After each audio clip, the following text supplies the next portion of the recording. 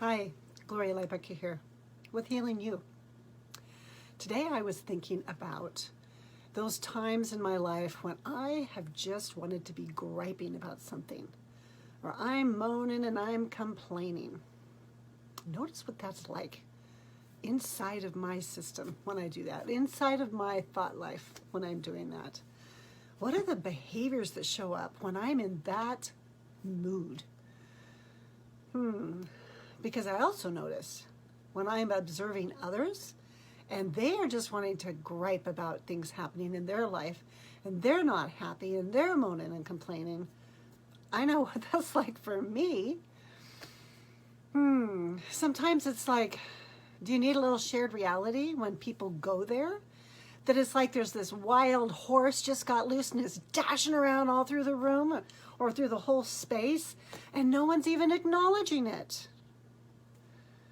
Another way that it could look is like you're in this small room and there's this great big elephant just came in and plopped right down in the center and everyone's pretending it's not there, but it's so obvious that it's there.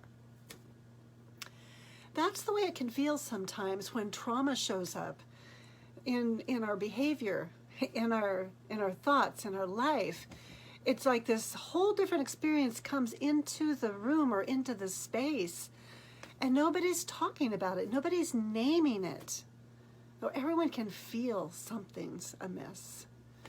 We might get really uncomfortable and kind of squirm around. We might withdraw. We might want to just like, okay, it's time for me to go now. Or maybe we'll start criticizing. Maybe we'll start telling people, well, this is what you should do instead. Maybe we'll one-up them. Maybe we'll tell them, well, this is what happened to me. Well, you should have been there when this happened. Or maybe they're just going to avoid, pretend that nobody's speaking, just dismiss them. Or just disagree, make them wrong. There's a lot of different ways that when something's uncomfortable or there's something happening and nobody wants to name it, behaviors get even more complex and interesting. So right there's a bit of a key that I have discovered in my life. It's when I notice that about myself or about others, when I can invite in my curiosity glasses.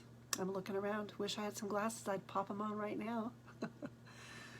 But when you put on your curiosity glasses, maybe they're like contact lenses. Nobody else can see that you have them on, except your behavior is going to change ever so slightly.